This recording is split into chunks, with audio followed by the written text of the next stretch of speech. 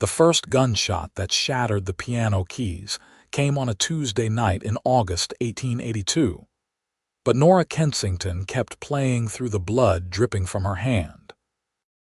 The Silver Spur Saloon in Centralia, Kansas had seen better days, much like the woman who played its battered upright piano every evening to a room full of empty chairs and scattered whiskey bottles. Most nights, the only audience she had was herself and the ghosts of rowdier times, when this place had been full of miners and gamblers instead of dust and memories.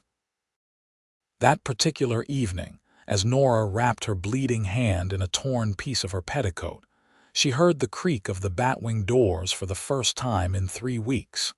She did not look up immediately.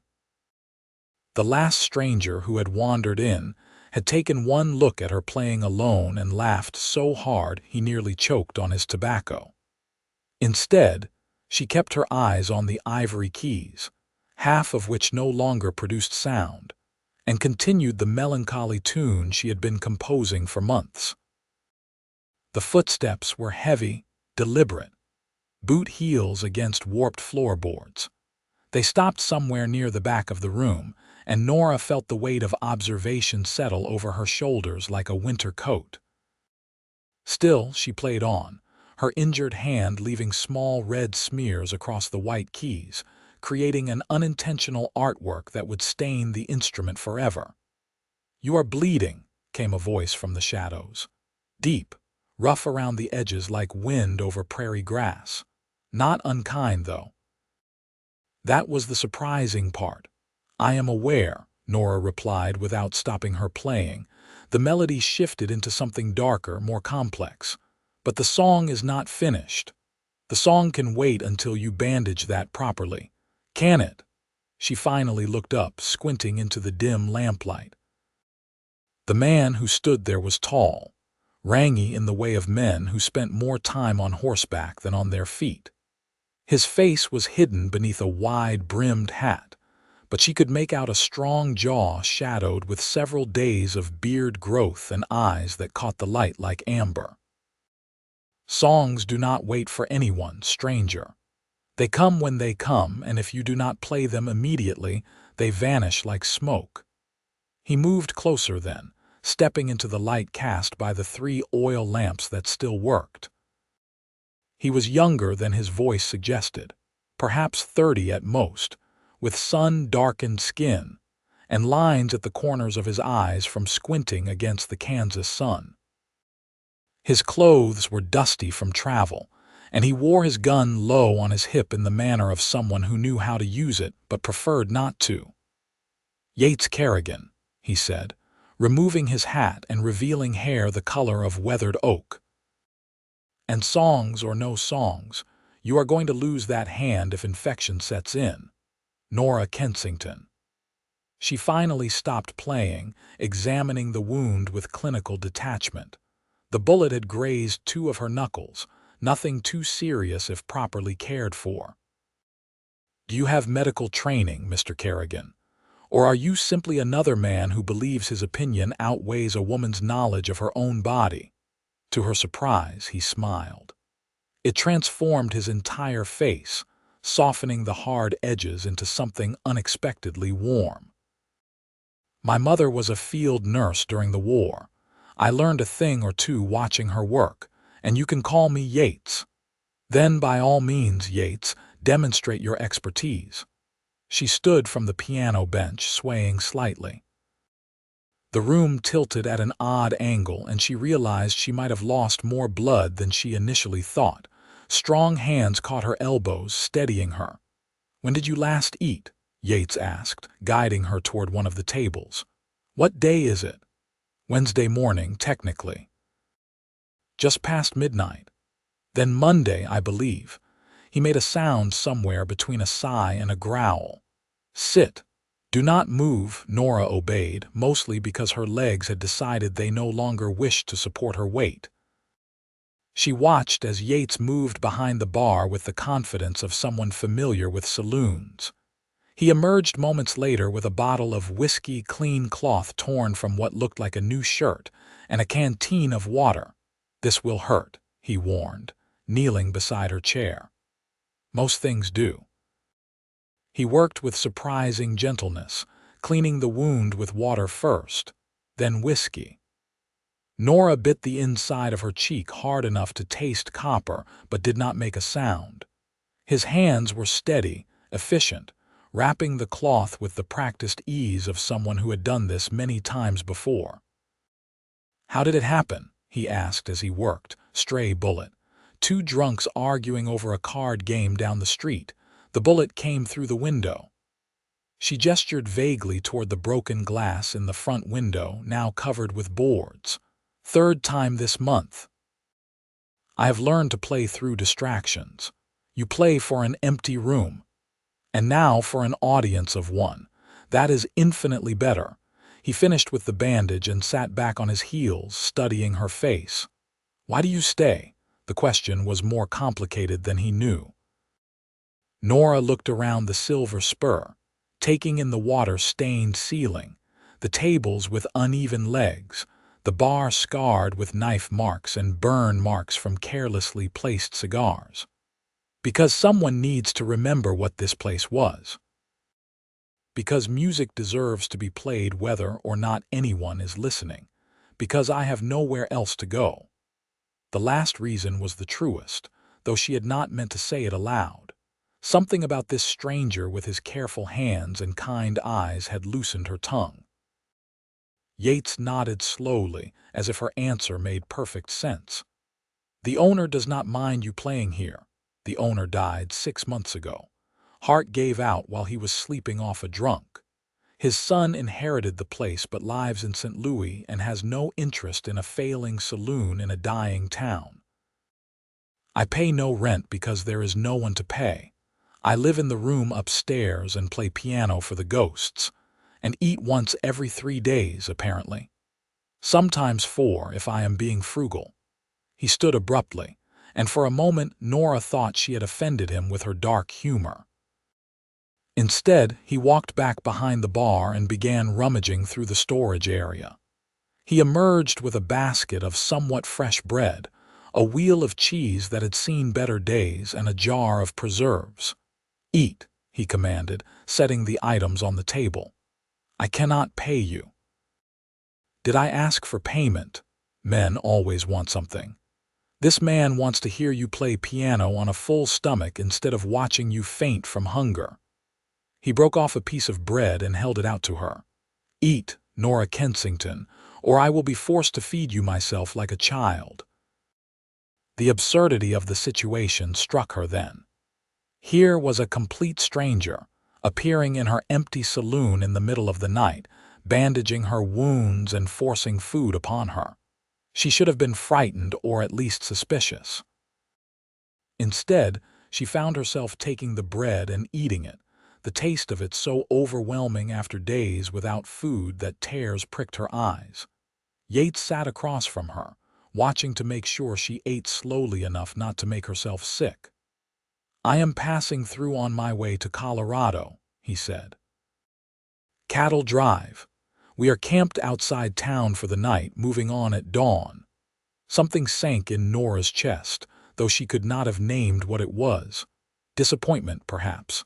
"Then I should play for you now while I have the chance.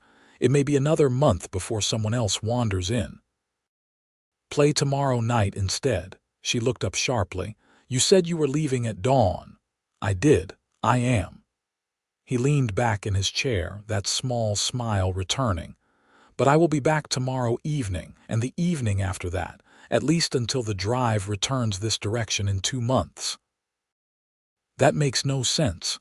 Your cattle drive will be in Colorado. Let me worry about that.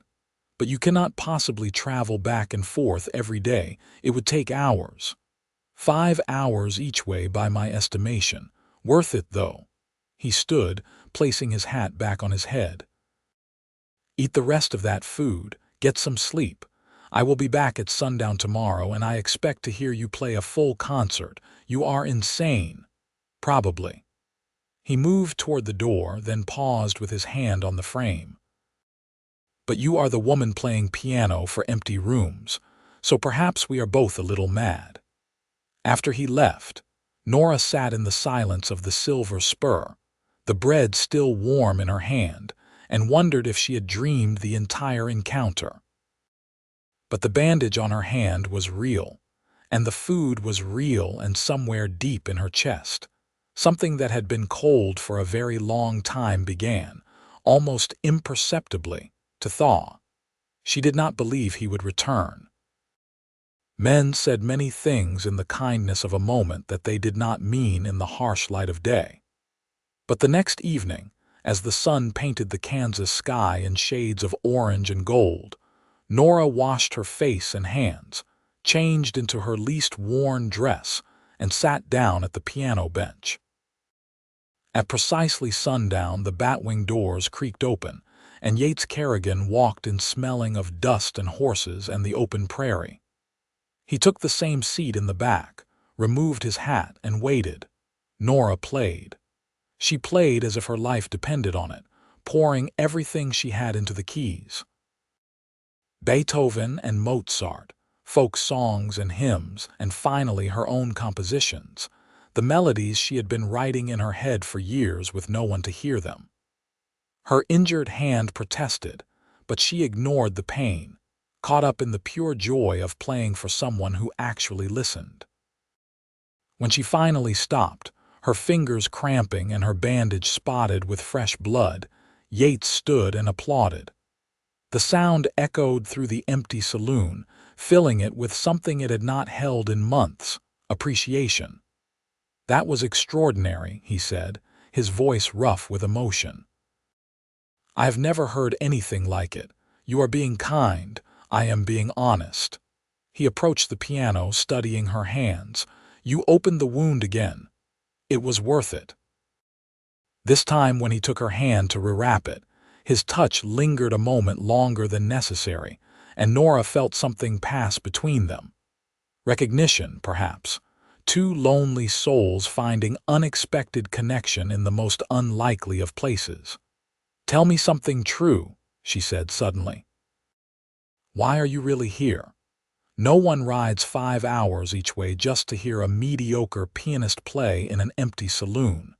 Yates finished tying off the bandage before answering. "My wife died 2 years ago. Fever took her in 3 days. We had been married for 5 years, and I loved her more than breath itself. When she died, something inside me died too. I stopped hearing music. I stopped seeing color. I just existed, moving from one day to the next without purpose." Nora waited, sensing there was more. "Last night, when I heard you playing, when I saw you sitting here bleeding but still playing because the song was not finished, I felt something again. Not happiness, not yet, but something. A crack in the ice." He met her eyes, and she saw depths of pain there she recognized all too well. "I do not know what this is or what it means, but I know that I need to hear you play, and I will ride 100 miles every day if that is what it takes. I am not a replacement for your grief, Yates. No, but perhaps you are a path through it." The honesty of it stole her breath. She understood loss. Her own story was written in minor keys and discordant notes. A tale of a Philadelphia girl who ran away from an arranged marriage to a cruel man 3 times her age, who traveled west with nothing but a carpetbag and a dream, who found work playing piano in saloons and dance halls until her reputation was ruined simply by association. She had thought herself past hoping for anything beyond survival. "I left Philadelphia 5 years ago," she heard herself say. "I was 18 and terrified. The man my father wanted me to marry had killed his first wife. Everyone knew it, but he was wealthy and influential, so no one spoke of it. I ran rather than become his second victim. That took courage, or stupidity. Some days I am still not sure which." She flexed her bandaged hand carefully. "I have played in 17 different establishments across 6 states. The Silver Spur is number 18. Each time I think perhaps this will be the place I can finally stop running. But something always goes wrong. The owner gets handsy. The customers get violent. The building burns down. Once, the entire town was swept away by flood. Yet you keep playing. It is all I know how to do." Yates pulled a chair over and sat facing her, his knees nearly touching hers in the confined space. "My Catherine was a singer. Did I mention that? Nothing professional, just a beautiful voice she used for hymns in church and lullabies for the children we never had. After she died, I could not bear to hear singing. It hurt too much. But your playing last night, it does not hurt. It aches, but in a good way, like stretching a muscle that has been cramped too long." "I am glad," Nora said softly, "that I can give you that. Will you tell me about the songs you compose, the ones you were playing at the end?" And so she did. She told him about the symphony she was writing in her head, the one that would never be performed because she was a woman and women did not compose symphonies, at least not ones that anyone took seriously. She told him about the folk melodies she collected from everyone she met, weaving them together into something new. She told him things she had never told anyone, and he listened with the same intense focus he brought to everything else. When the night grew late and he finally stood to leave, he pressed a gold coin into her hand. "For food, and do not argue with me about it. Yates, if you will not take it for yourself, take it because I need you healthy and strong so you can keep playing. Selfish reasons." She closed her fingers around the coin, feeling its weight. "Tomorrow, tomorrow, and every tomorrow I can manage until the drive reaches Colorado." He kept his word. For the next 6 weeks, Yates Kerrigan rode into Centralia every evening at sundown, no matter the weather. He came through rainstorms that turned the prairie into mud. He came through heat that shimmered off the ground in visible waves. He came through his own exhaustion, sometimes so tired he fell asleep in his chair while she played, his hat tipped over his face and his breathing deep and even. On those nights, Nora played softer pieces, lullabies and nocturnes, and watched him sleep. She memorized the lines of his face, the way his hands curled loosely in his lap, the rise and fall of his chest. She began to recognize the signs of his arrival, the particular cadence of his horse's hoofbeats, the creak of the third floorboard from the door, the rustle of his duster as he hung it on the coat rack. He brought her food every night, refusing to let her refuse. Fresh bread from the bakery, eggs from a nearby farm, once an entire roasted chicken that was still warm. He never stayed past midnight, respecting some invisible boundary they had both agreed upon without speaking, but those few hours became the center around which Nora's entire existence revolved. She found herself living for sundown, counting the minutes until she would hear his footsteps. She began to dress more carefully, pinning her dark hair in elaborate styles, wearing her better dresses even though they were growing threadbare. She even spent some of the money he gave her on new sheet music from the general store, just so she would have fresh pieces to play for him. They talked during the brief breaks between songs, sharing pieces of themselves like trading cards. She learned that he was 28, raised on a ranch in Texas, that he had learned to ride before he could walk, that he loved thunderstorms and hated coffee but drank it anyway because it was expected, that he wanted children someday but feared he had already lost his chance. He learned that she was 23, classically trained by a German music teacher in Philadelphia who had recognized her talent, that she could read 4 languages but had nowhere to use the skill, that she dreamed of performing in concert halls but knew the dream was as impossible as touching the moon. On the 40th night, a storm rolled in with unusual violence. Lightning split the sky, and thunder shook the walls of the Silver Spur. Nora sat at the piano, waiting, telling herself he would not come tonight. Could not come. It would be too dangerous. But at precisely sundown the doors burst open and there he was, soaked to the bone and breathing hard. His horse, a patient gray gelding named Smoke, was tied outside and looked equally miserable. "You are an idiot," Nora said, but she was smiling so wide her cheeks hurt. "You could have been struck by lightning." "Probably." He shook water from his hat, sending droplets flying. "But I made a promise. I would have understood. I know, but I would not have forgiven myself." There was something in his voice, something new and raw, that made Nora's breath catch. Water dripped from his hair, his clothes pooling on the floor around his boots.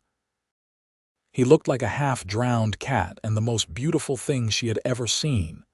"You need to get out of those wet clothes," she said, her voice coming out higher than intended. "You will catch your death." "Is that concern I hear, Miss Kensington?" "Common sense, Mr. Kerrigan." But there was nothing common about the sense between them anymore, and they both knew it.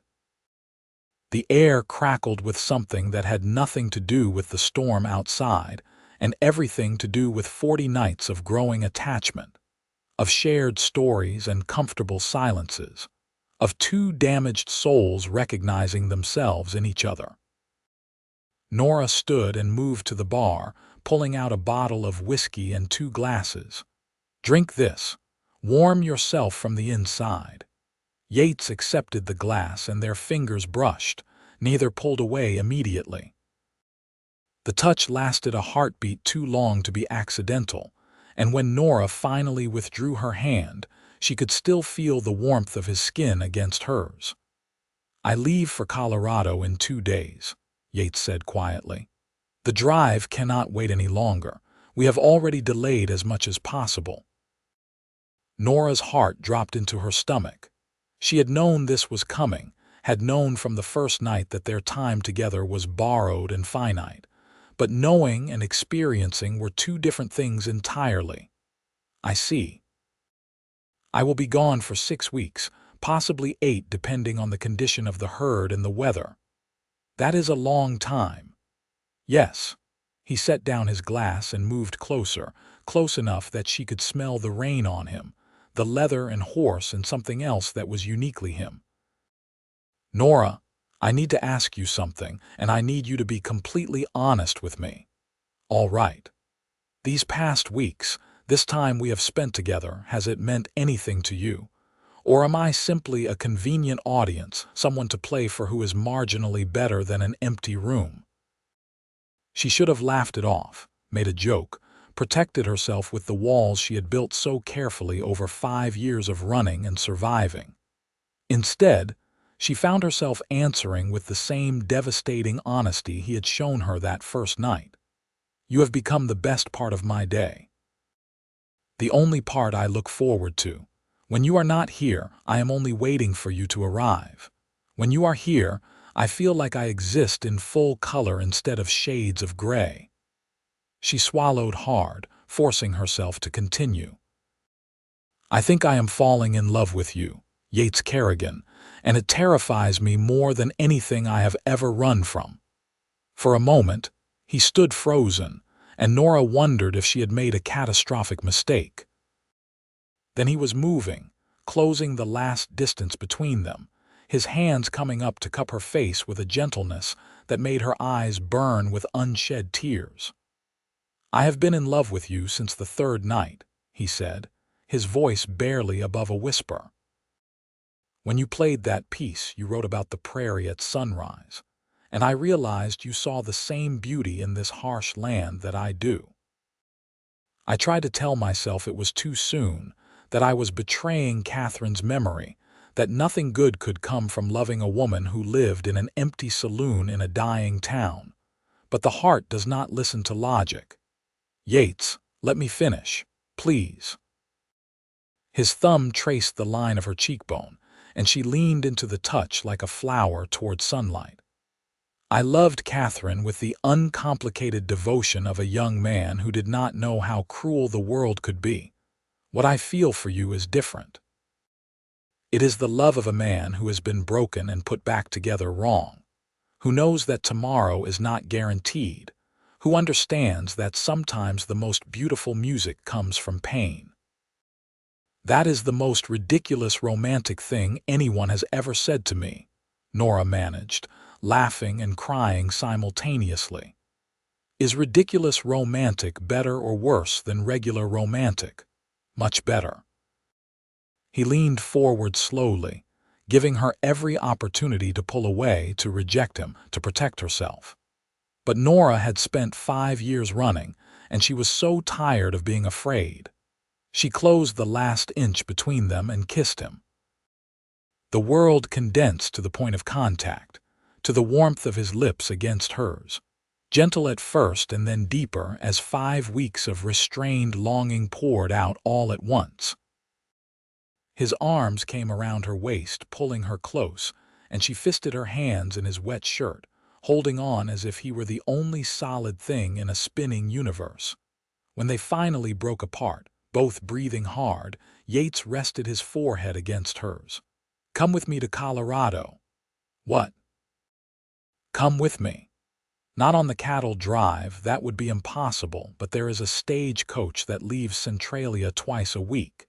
You could take it to Denver and meet me there. We would have 6 weeks together in a real city with real restaurants and real hotels. You could play in places where people would actually appreciate your talent." It was tempting, so tempting it hurt. But Nora had learned the hard way that running towards something was often just as dangerous as running away. "And after Colorado, what then?" "Then we figure it out together. I have money saved, not a fortune but enough to start something. A ranch, maybe, or we could head to California, try the cities there. Anywhere you want to go as long as we go together. You are talking about marriage. I am talking about a life. If that includes marriage, then yes. If you need more time, I can wait. I will wait as long as you need." Nora pulled back enough to look into his eyes, searching for any sign of doubt or reservation. She found only steady certainty and a hope so fragile it made her chest ache. "I need to think about it. Not about my feelings for you, those are clear enough, but about whether I am capable of being what you need. I am damaged goods, Yates. My reputation is ruined simply by being a saloon pianist. I have no family, no prospects, nothing to offer you but myself, and I am not entirely sure that is enough. It is more than enough. It is everything." He kissed her forehead, her cheeks, the tip of her nose. "Take your time, think about it. I leave in 2 days, but the stagecoach runs for weeks after that. Whenever you are ready, if you are ever ready, I will be waiting in Denver at the Grand Hotel." That night, Nora barely played. They sat together instead, his arm around her shoulders, her head resting against his chest, listening to the storm rage outside and the steady beat of his heart. They talked about everything and nothing, making plans that might never come to fruition, dreaming dreams that seemed impossible in the light of day. When he finally left, well after midnight, he kissed her one more time at the door, long and deep and full of promise. "Whatever you decide, know that these weeks with you have given me back something I thought I lost forever. Thank you for that, Nora Kensington." She watched him ride away into the dying storm, smoke's hooves splashing through puddles, until he disappeared into the darkness. Then she went upstairs to her small room and lay awake until dawn, turning his proposal over in her mind like a puzzle she could not quite solve. The next night, she played for him as if it were the last time, pouring every ounce of her skill and emotion into the music. He listened with tears streaming down his face, not bothering to hide them, and when she finished, he stood and applauded until his hands must have hurt. "You will be magnificent in Denver," he said. "In California, in New York City, anywhere you choose to go. Will you tell me about Catherine?" Nora asked suddenly. "I want to know about her. I need to know." So he did. He told her about the girl he had met at a church social, how she had laughed at his clumsy attempts at dancing, how they had courted for 6 months before marrying. He told her about their small ranch, the garden Catherine had planted, the way she sang while doing chores. He told her about the fever, the 3 desperate days of helplessness, the moment he held her hand and felt the life leave her body. "I will always love her," he said. "That does not go away." But love is not finite. It does not run out. The heart expands to hold what it needs to hold.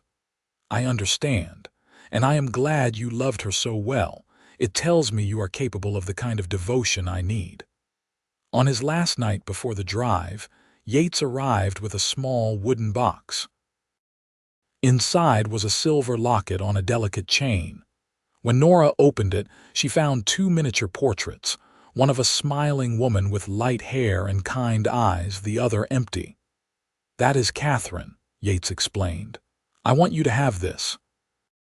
I want you to know that you are not replacing her or erasing her. You are simply becoming part of the story. If you decide to come to Denver, if you decide to build a life with me, I want you to do it knowing that I bring all of myself, including my grief and my past." Nora closed the locket carefully and fastened it around her neck. "And the empty portrait, that is for you, if you decide you want to be there." She kissed him then, there in the empty saloon that no longer felt empty at all. She kissed him with everything she had, trying to communicate what words could not, that she was terrified and hopeful, broken and healing, lost and found all at once. "I love you," she whispered against his lips. "I do not know if I will come to Denver. I do not know if I am brave enough. But I love you, and that is the truest thing I have ever said. Then that is enough for now." He held her close, his chin resting on top of her head. "Knowing you love me is enough to carry me through 6 weeks of driving cattle and sleeping on the ground and pretending I am not counting the days until I can see you again." They stayed like that until the first hints of dawn colored the eastern sky. Then Yates pulled away slowly and reluctantly, like a man leaving part of himself behind. He walked to the door, paused, looked back. "Whatever you decide, know that you are worth more than empty saloons and stray bullets. You deserve concert halls and standing ovations and a life that matches your talent. Whether that life includes me or not, promise me you will stop settling for less than you deserve. I promise." He tipped his hat and was gone. For 3 days after Yates left, Nora could not bring herself to play the piano. The silver spur felt cavernous and oppressive simultaneously, full of echoes and memories. She wandered the empty rooms, touching things he had touched, sitting in the chair where he had sat, trying to recapture some essence of his presence. On the 4th day, a man arrived claiming to be the son of the former owner. He was nothing like what Nora expected. Young, well-dressed, with the polished manner of someone who had spent time in cities back east. His name was Howard Kent, and he had come to assess the property before selling it. "I am afraid you will have to vacate the premises," he said, not unkindly. "I have a buyer interested in the building. They plan to convert it into a general store." "When?" Nora managed, though she felt as if the floor had dropped out from beneath her. "End of the month. I can give you that long to make arrangements, 3 weeks." She had 3 weeks to figure out what came next. The universe, it seemed, was forcing her hand. That night, Nora counted her money. Between what Yates had given her and her meager savings, she had almost enough for a stagecoach ticket to Denver with a little left over for food and lodging. Almost, but not quite. She sat at the piano and played for the first time in days, working through her complicated feelings one note at a time. What was she so afraid of? Failure. She had already failed in 17 different places. Heartbreak. She was already halfway there. The truth, when she finally let herself acknowledge it, was simpler and more terrifying. She was afraid of being happy. Afraid that if she reached for this chance at love and life, it would slip through her fingers like smoke. The next morning, she sold the few possessions she had accumulated. Dresses she no longer needed, books she had read too many times to count, a silver mirror that had been her mother's. It was not much, but it was enough. She purchased a stage coach ticket for the following week, leaving herself just enough money for a few meals and one night's lodging once she reached Denver. The remaining days in Centralia passed in a blur of preparation and anxiety. She cleaned the silver spur from top to bottom, as if erasing all evidence of her time there. She said goodbye to the few people in town who had been kind to her. The baker who sometimes gave her day-old bread, the postmaster who let her read the newspapers for free, the widow who lived across the street and occasionally invited her for tea. On her last night in the saloon, Nora sat at the piano and played one final concert for an audience of ghosts and memories. She played everything, classical pieces and folk songs, hymns and her own compositions. She played until her fingers cramped and her back ached, and the first light of dawn crept through the broken window. Then she stood, covered the piano with a sheet as if tucking it in for a long sleep, and walked away without looking back. The stagecoach journey to Denver took 4 days, and was among the most miserable experiences of Nora's life. She was crammed between a woman with 3 squalling children and a man who smelled strongly of unwashed body and cheap cigars. The roads were rutted and rough, bouncing the coach so violently that she felt her bones rattling inside her skin. They stopped only long enough to change horses and for passengers to relieve themselves behind inadequate bushes. But through it all, Nora clutched the locket at her throat and thought of Yates. She thought of his careful hands bandaging her wound, his patient listening, his devastating honesty about his grief and his love.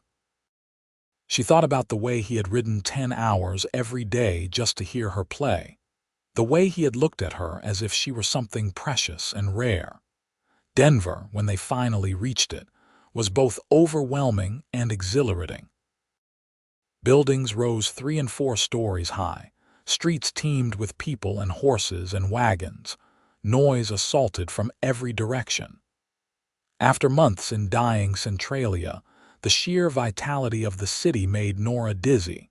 She found the Grand Hotel without too much difficulty. It was impressive, with a marble facade and doormen in uniform. Suddenly, standing there in her travel-stained dress with her battered carpetbag, Nora felt every inch the saloon pianist with no prospects and no reputation. What had she been thinking? Yates had probably forgotten about her already, or worse, had come to his senses and realized how unsuitable she was.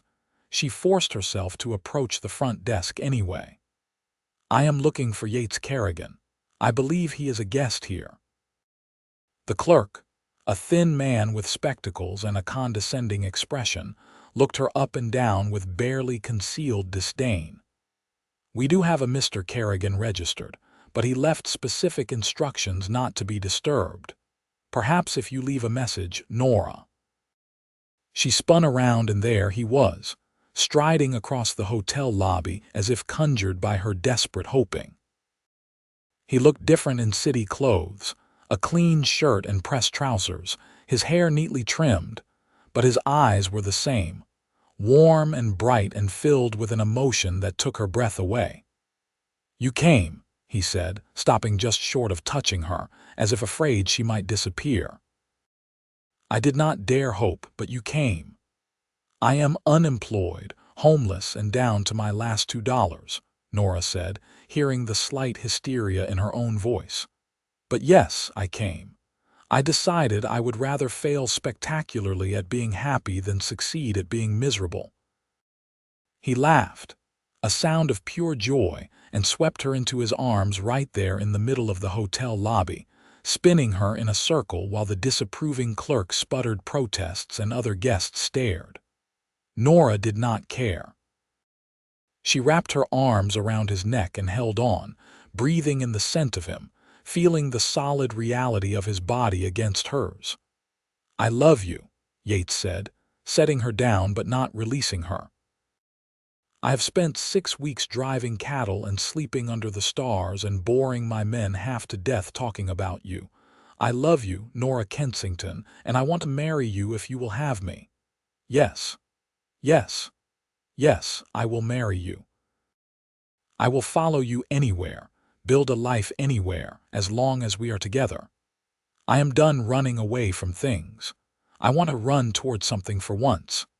He kissed her then, in full view of everyone, a kiss that scandalized the hotel clerk and made several elderly ladies gasp. Nora kissed him back with equal fervor, not caring who saw or what they thought. She had spent too many years caring about propriety and reputation, and where had it gotten her? Alone and afraid and playing piano for empty rooms. When they finally broke apart, both flushed and breathless, Yates took her hand and led her toward the grand staircase. I have so much to tell you. I have been making plans. There is a music hall here in Denver that is looking for a pianist. I spoke to the owner, told him about you, and he is willing to give you an audition. And I have been looking at land outside the city, good ranch land where we could build something. Nothing fancy at first, but a real home, a place to put down roots. Slow down, Nora laughed, letting him pull her up the stairs. One thing at a time. I cannot slow down. I have been waiting 6 weeks to tell you all this. Do you know how long 6 weeks is when you are away from the person you love? It is an eternity. It is torture. Never again, Nora. I am never spending that long away from you again. He led her to his room, which was spacious and clean and more luxurious than anywhere Nora had stayed in years.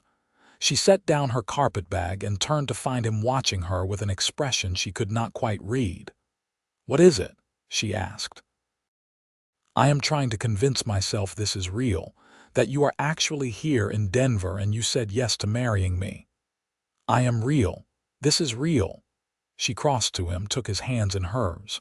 "And I meant it when I said yes. I want to be your wife, Yates. I want to build a life with you. I want to stop being afraid of happiness. Then let us get married, today, now. Now, why wait?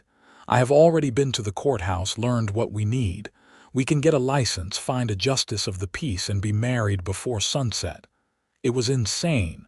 It was impulsive. It was everything Nora's careful, fearful self would have argued against, which was exactly why she heard herself saying, "All right. Yes, let us do it." They married that evening in a small office that smelled of pipe smoke and old paper, with a justice of the peace who looked half asleep and 2 strangers pulled in from the street to serve as witnesses. Nora wore her best dress, which was not very best at all, and Yates wore his city clothes, and neither of them cared about the lack of ceremony or celebration. When the justice of the peace declared them husband and wife, Yates kissed her with a tenderness that brought tears to her eyes. "Hello, Mrs. Kerrigan," he whispered against her lips. "Hello, Mr. Kerrigan." They spent their wedding night in the hotel room, making love with a combination of urgency and reverence, learning each other's bodies the way they had already learned each other's souls. Nora had been with men before, fumbling encounters that left her feeling empty and used. This was different. This was Yates touching her as if she were made of precious glass, taking his time, making sure her pleasure matched his own. Afterwards, they lay tangled together in the sheets, talking in whispers even though there was no need for quiet. Nora traced the scars on his chest, marks from years of hard work and harder living, and told him about her own scars, the invisible ones that no one could see but that shaped her nonetheless. "I am afraid I will wake up and discover this was all a dream," she confessed in the darkness. "That I am still in the Silver Spur playing for empty rooms. It is real. I am real." He caught her hand and pressed it flat against his chest over his heart. "Feel that. I am here and I am yours and nothing is going to take me from you." The next morning, Yates took her to the music hall. It was called the Apex Theater, and it was grand in a way that made Nora's breath catch. Velvet seats, gilded balconies, a stage large enough to hold a full orchestra, and at the center, a beautiful grand piano that gleamed in the lamplight. The owner, a portly man named Marcus Green, listened to her play for 20 minutes before offering her a position. "You will play 4 nights a week," he said. "Background music during dinner service. I can pay you $8 a week to start, more if you draw crowds." $8 a week. It was more money than Nora had ever made honestly in her life.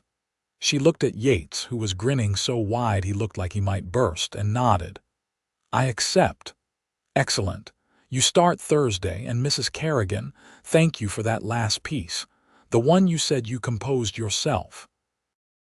It was extraordinary.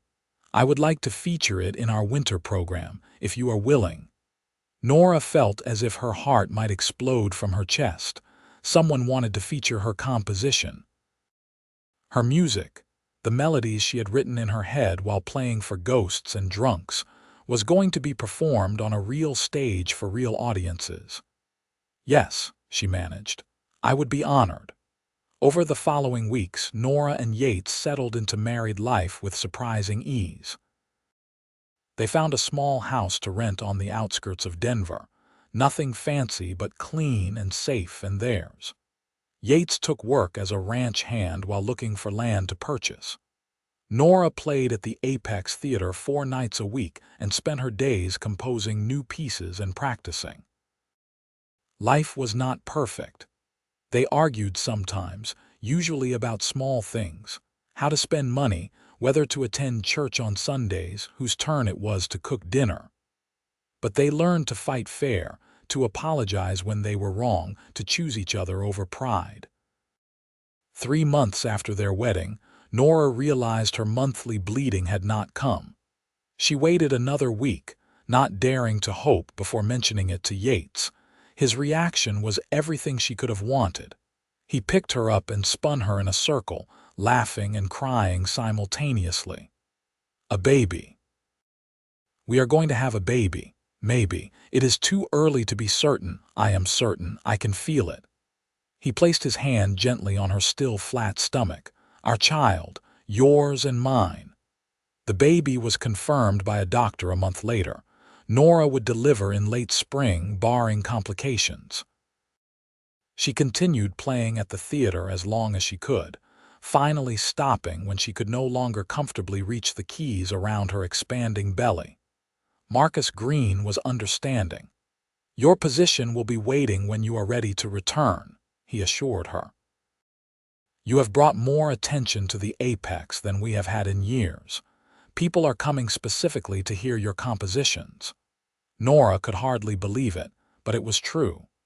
Her music had found an audience, real people who appreciated the melodies she created. Critics from the Denver newspapers had written favorable reviews. She had even received a letter from a music publisher in Chicago, asking if she had pieces they could print. Their son was born on a warm evening in May 1883, after a labor that lasted 14 hours and left Nora exhausted but triumphant. Yates held the baby with such tenderness that Nora fell in love with him all over again. "What should we name him?" Yates asked, his voice hushed with wonder. "I was thinking William, for my father before he became someone I did not recognize. William Kerrigan, I like it." He kissed the baby's forehead, then Nora's. "Thank you for this, for everything, for taking a chance on a cowboy who showed up in your empty saloon. Thank you for listening. For hearing me when no one else did. William was a good baby, easy-tempered and healthy." Nora returned to playing at the Apex when he was 3 months old, taking him with her and setting up a small basket backstage where he would sleep through her performances. The audience found it charming. This young mother playing piano with her infant nearby, and attendance continued to grow. By William's first birthday, Yates had saved enough to purchase land. It was not much, only 40 acres, but it was theirs, with good water and better grazing. They broke ground on a house that spring, doing most of the work themselves with help from neighboring ranchers. The house grew slowly, room by room, as money allowed. First just a main room and a bedroom, then a proper kitchen, then a second bedroom for William and any future children. Yates built a covered porch where Nora could sit and watch the sunset over the mountains. She insisted on a music room, even though it seemed extravagant, a place where she could compose and practice without disturbing the rest of the household. Their daughter was born 2 years after William, a loud and opinionated little creature they named Sarah. Then another son, James, 2 years after that. Each birth was easier than the last, as if Nora's body was learning what to do, and each time Yates proved himself to be a devoted father, changing diapers and walking colicky babies and reading stories until his voice went hoarse. The ranch prospered modestly. They would never be wealthy, but they had enough. Enough food, enough comfort, enough security. Nora continued playing at the apex, though less frequently as the children grew and demanded more attention. Her compositions gained wider recognition, published now in multiple cities, played by pianists she would never meet in venues she would never see. On their 5th wedding anniversary, Yates built her a piano for the music room. It was not as fine as the grand piano at the Apex, but it was hers, made by his own hands from oak and pine, each key carefully carved and sanded smooth. He had spent months on it, working late into the night after the children were asleep, and when he finally revealed it, Nora wept. "It is imperfect," he apologized, pointing out the places where his amateur craftsmanship showed. "Not nearly as good as you deserve." "It is perfect precisely because you made it," Nora said, running her fingers over the keys. They were slightly uneven, producing tones that wavered a bit, but to her it was the most beautiful instrument in the world. "Play me something," Yates requested, settling into the chair they kept in the corner. So she did. She played the piece she had been working on for months, a complex melody that wove together everything she had learned in the past 5 years. Loss and hope, loneliness and love, the vast emptiness of the prairie, and the intimate warmth of home. She called it the Cowboy's song, though it was really about both of them, about 2 broken people who found each other in the most unlikely of places. When she finished, she found Yates crying quietly, tears tracking down his weathered cheeks. "That was beautiful," he managed. "Is that really how you see us?" "That is how I see you, how you saved me. We saved each other." Perhaps that was truest of all. Yates had given her an audience, validation, a reason to believe her music mattered. But she had given him something equally important, a reason to live fully again after loss, to believe that second chances were possible, that love could bloom even in the hardest soil. The years rolled on with surprising speed. William grew tall and serious, taking after his father in temperament and his mother in intelligence. Sarah became a force of nature, fearless and loud and absolutely certain of her place in the world. James was quieter, thoughtful, showing early signs of musical talent that made Nora's heart swell with pride. More children followed. Another daughter, Ruth, then twin boys who arrived unexpectedly and turned the household upside down for a year. The house expanded to accommodate them all, room added to room, until it sprawled across the prairie like a living thing.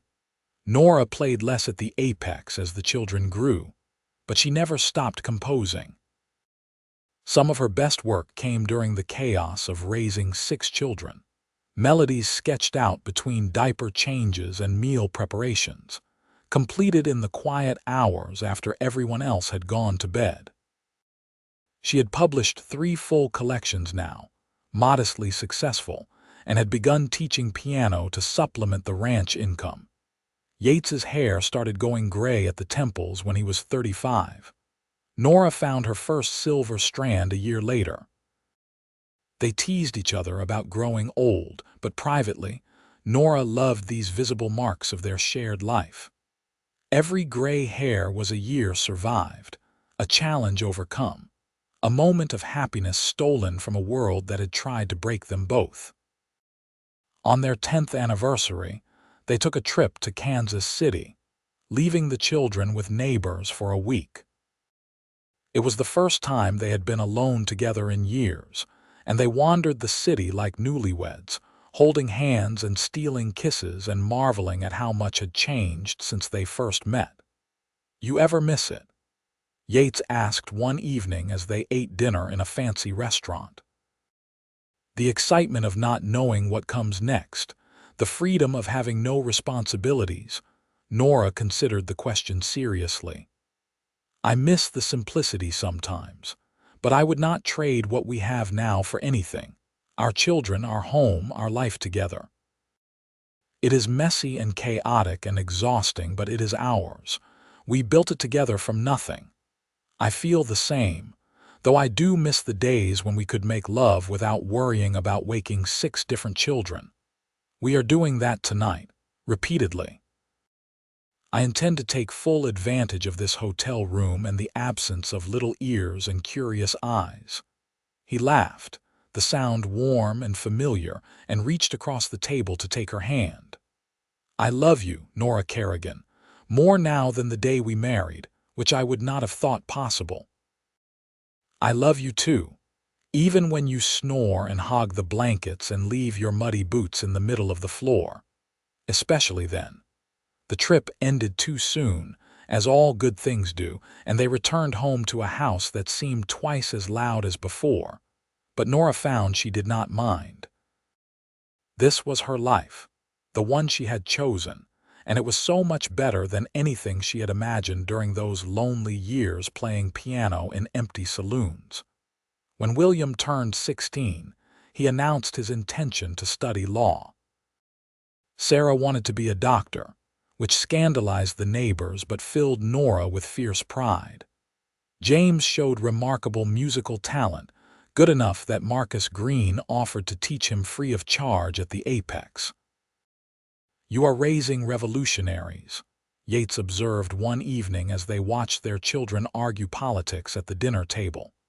"None of them is content to simply accept how things are. Good. The world needs changing. That it does." Their 20th anniversary arrived with shocking speed. Nora was 43 now, Yates 48, and they had 6 children ranging from 19 to 8 years old. The house was paid off, the ranch was successful enough to support them comfortably, and Nora's music was being played in concert halls across the country. They celebrated quietly, just the two of them, riding out to a high meadow where they could see for miles in every direction. The prairie rolled away endlessly, golden in the late summer sun, and Nora thought about how much had changed since that first night in the Silver Spur. "Thank you for being stubborn," she said, leaning against Yates's shoulder. "For riding 10 hours every day just to hear me play. I think about that sometimes, how easily I could have missed you. If you had passed through Centralia a week earlier or later, if you had not heard me playing that first night, if you had decided I was not worth the effort. There was never a question of worth. I knew from the first moment that you were extraordinary." He wrapped his arm around her waist, pulling her close. "Besides, I could say the same to you. Thank you for being brave enough to come to Denver, for taking a chance on a grieving cowboy with nothing to offer but love and good intentions. That was more than enough." They sat in comfortable silence as the sun set, painting the sky in shades of orange and pink and purple. Nora thought about Catherine sometimes, the first wife whose picture still hung in their bedroom alongside Nora's own. She had never been jealous of that portrait or the love it represented. Catherine had shaped Yates into the man capable of loving Nora fully, and for that she was grateful. "You think we will have more children?" Yates asked suddenly. Nora laughed. At our age, I certainly hope not. 6 is plenty, thank you very much. I agree. Though I would not mind more grandchildren eventually. One thing at a time. Let us get the current batch raised first. But there were grandchildren, eventually.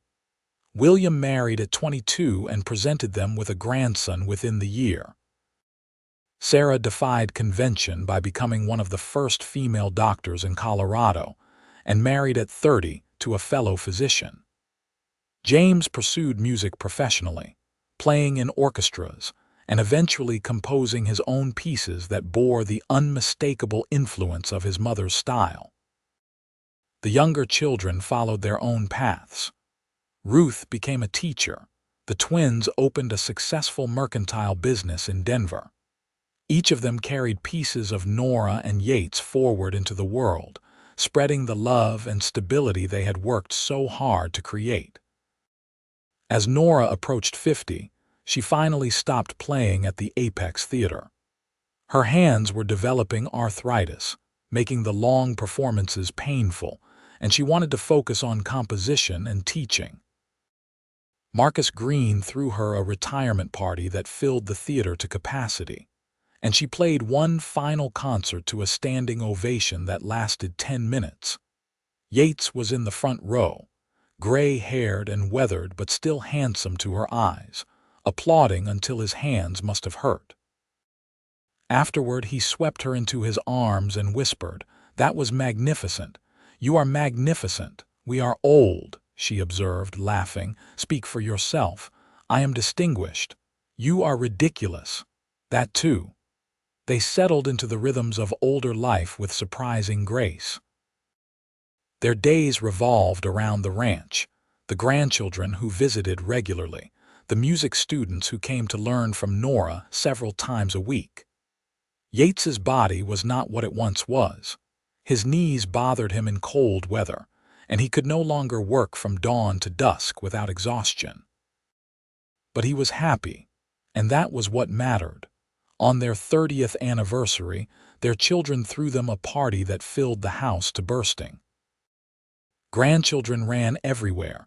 3 generations of Kerrigans gathered under one roof, and Nora looked around at the chaos and felt her heart might burst from fullness. "Speech," William called out, and the room gradually quieted. Nora looked to Yates, who shrugged as if to say it was up to her. She stood, her arthritic hands gripping the edge of the table for support, and surveyed her family. 30 years ago, she began, I was playing piano in an empty saloon in Centralia, Kansas, bleeding from a bullet wound and wondering if I would be better off dead. I had given up on happiness, on love, on any kind of future worth living. Then a stubborn cowboy walked through the door and changed everything. She felt tears building but did not try to stop them. He rode 10 hours every day just to hear me play. He bandaged my wounds and brought me food and listened to me as if my words mattered. He gave me back myself when I had forgotten who that was. And then he gave me all of you. She gestured to encompass the entire room, children and grandchildren and the life they had built together. This family, this love, this beautiful chaotic mess we have created, it all started because one person decided I was worth the effort. So here is what I want you to remember. Never underestimate the power of showing up, of listening, of believing someone is extraordinary even when they cannot see it themselves. That is the greatest gift we can give each other. There was not a dry eye in the room when she finished. Yates stood and pulled her into his arms, holding her close while their family applauded, and several grandchildren began crying in sympathy with their emotional elders. "That was beautiful," he murmured into her hair. "Though you undersell your own role. You had to be brave enough to accept help, to believe you deserved love, to take a chance on happiness. We were brave together, the best kind of brave." The party continued late into the night, children and grandchildren finally departing in stages until only Nora and Yates remained, cleaning up the debris of celebration in comfortable silence. "You remember," Nora said, washing dishes while Yates dried. "That storm. The night you rode through lightning just to keep your promise, of course. I thought I might die on that ride. Smoke nearly threw me twice. I knew I loved you that night. When you walked through those doors soaking wet and grinning like an idiot, I knew. I knew the third night. When you played that piece about the sunrise. You told me that on our first anniversary. Did I? I am getting old and forgetful. You are. But I will keep you anyway." They finished cleaning and headed to bed, moving through their nighttime routine with the ease of 3 decades of practice. Nora brushed out her gray hair, now more silver than dark, and changed into her nightgown. Yates checked the locks on the doors and windows, a habit from years of worrying about children's safety. In bed, they lay facing each other in the darkness, hands clasped between them. This was Nora's favorite time of day, these quiet moments when it was just the two of them again, the way it had been at the beginning. "Tell me a secret," Yates said, an old game they still played sometimes. "I still get nervous when people hear my compositions. Even after all these years, I worry they will realize I am a fraud. Not a fraud, an artist, and a brilliant one at that. My turn, please."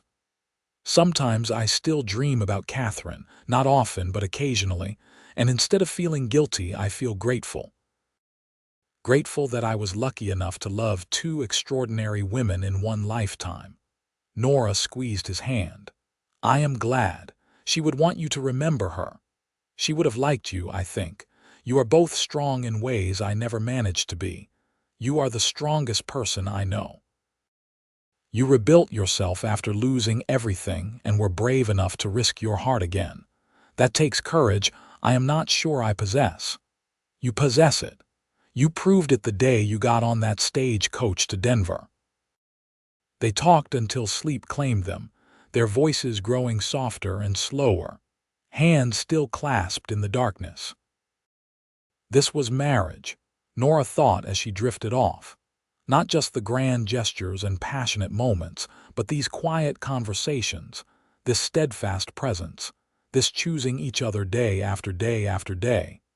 The years continued their relentless march. Grandchildren graduated from school, started careers, got married, had children of their own.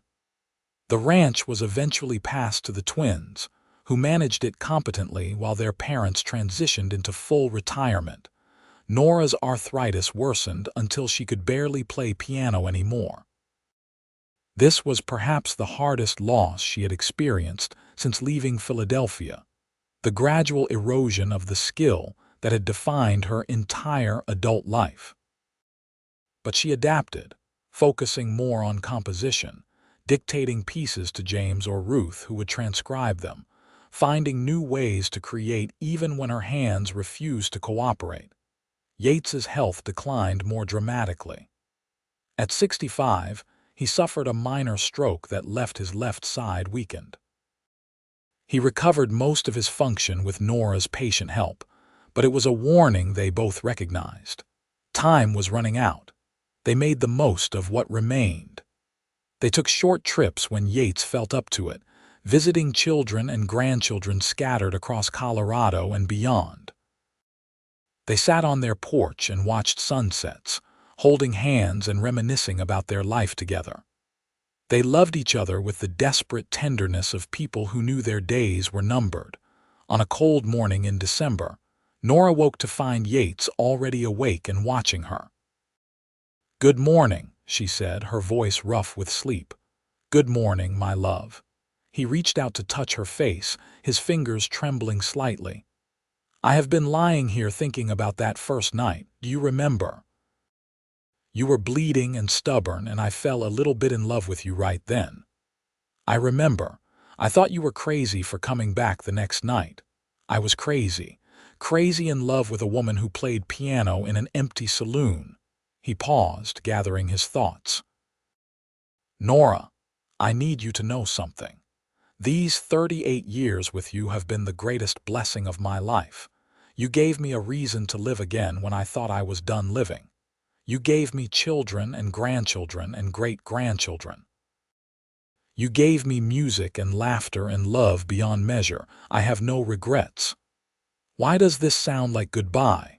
Nora asked, fear creeping into her voice. Not goodbye, never goodbye, just making sure you know. But 3 weeks later, on a snowy January morning in 1921, Yates Kerrigan died in his sleep with Nora beside him. He was 70 years old, and he went peacefully, his hand in hers, a slight smile on his face. The funeral was massive, attended by children and grandchildren and great-grandchildren, by neighbors and friends and people whose lives Yates had touched in ways small and large.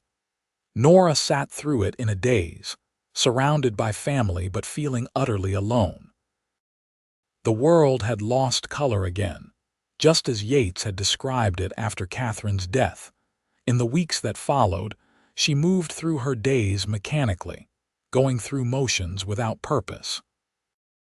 Her children worried, hovering and trying to help, but Nora could not find the words to explain the enormity of her loss. Yates had been her best friend, her partner, her audience of one for nearly 4 decades. Without him, she felt unmoored, adrift. One evening, unable to sleep, she wandered to the music room. The piano Yates had built her still stood there, slightly out of tune but still functional. She sat on the bench and placed her arthritic hands on the keys. At first, nothing came. Her fingers were stiff, the notes discordant. But then, gradually, a melody emerged. It was slow and mournful, full of loss but also love, acknowledging the pain while celebrating what had been. She played through tears that dripped onto the keys, through hands that cramped and protested, through exhaustion that made her sway on the bench. When she finally stopped, she found William standing in the doorway, his own eyes red with grief. "That was beautiful, Mother. It was goodbye to your father, to the life we built together. Not goodbye. He is still here in all of us. In the ranch he built, the children he raised, the love he showed us all. He is not gone as long as we remember him." Nora knew he was right, intellectually. But emotionally, the loss was still raw, a wound that would take years to even begin healing. She had survived many things in her 60 years. Poverty, violence, the death of dreams. She would survive this too, though she was not entirely certain how. In the months that followed, she threw herself into composition with renewed intensity. Music had always been her way of processing emotion, and grief was no exception. She wrote a full symphony in Yates's memory, an ambitious piece that took 18 months to complete and required an entire orchestra to perform. The premiere was held in Denver on what would have been their 40th wedding anniversary. The theater was packed with family and music lovers, and when the final notes faded into silence, the ovation lasted 20 minutes. Critics called it her masterwork, a fitting tribute to a great love. Nora sat through the applause with tears streaming down her face, remembering the cowboy who had listened when no one else did, who had believed in her when she could not believe in herself, who had loved her with a constancy that had anchored her entire adult life. She lived another 12 years after Yates's death, surrounded by a family that had grown to include dozens of descendants. She never remarried, never even considered it. What she had with Yates was singular, irreplaceable, and she was content to live on the memories they had created together. On a warm summer evening in 1933, at the age of 74, Nora Kensington died peacefully in her sleep. Her children found her the next morning, a smile on her face, her hands folded over her heart. They buried her next to Yates on a hill overlooking the ranch, beneath a sky so vast and blue it seemed to go on forever. On her gravestone, below her name and dates, they inscribed the words William had suggested. She played for an audience of one and found a love for the ages. The legacy they left behind was more than just land and possessions. It was the family they had created, the love they had modeled, the belief that second chances were possible, that music mattered, that showing up and listening and believing in people could change everything. Their great-great-grandchildren, born long after both Nora and Yates were gone, would grow up hearing the story of the pianist who played in an empty saloon and the cowboy who listened every night. They would hear how love could bloom in the most unlikely places, how two broken people could heal each other, how a simple act of kindness could ripple forward through generations. And sometimes, on quiet evenings when the Kansas wind blew just right, if you stood very still and listened carefully, you could almost hear the faint strains of piano music drifting across the prairie, a melody that spoke of loneliness and longing, hope and healing, and the transformative power of being truly heard. The ranch still stood, passed down through the generations, a living testament to what two people could build when they chose love over fear, connection over isolation. The piano Yates had made was carefully preserved, each imperfect key a reminder that the most beautiful things in life were often the ones created by hand with love. And in concert halls across the country, Nora's compositions continued to be played, her music living on long after her hands had stilled.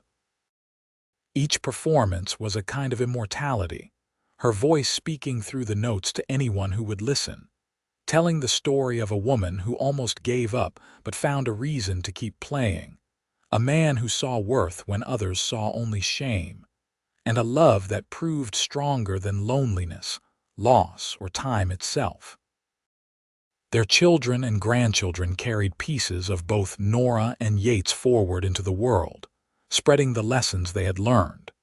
That showing up matters, that listening is a gift, that love is not finite but expandable, that everyone deserves an audience of one who sees their worth even when they cannot see it themselves. The Silver Spur Saloon in Centralia, Kansas was torn down years ago, replaced by a general store and then a post office and finally a parking lot. But its ghost lived on in family stories. In the music, Nora had composed while playing for empty rooms, in the moment when two people found each other across the distance and decided to be brave. And that, in the end, was the real story. Not the grand gestures or dramatic moments, but the quiet courage of choosing love, the patient work of building a life together, the small daily acts of showing up and listening and believing that the person beside you is extraordinary.